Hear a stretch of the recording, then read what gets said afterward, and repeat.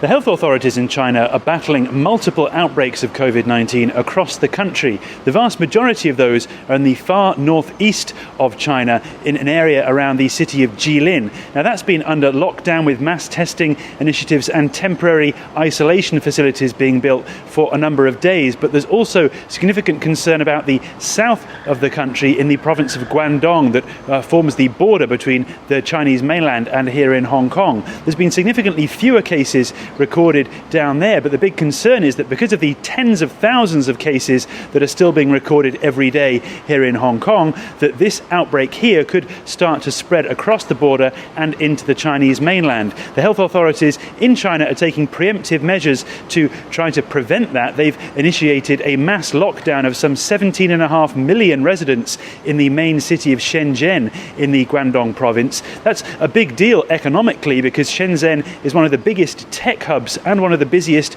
ports in China.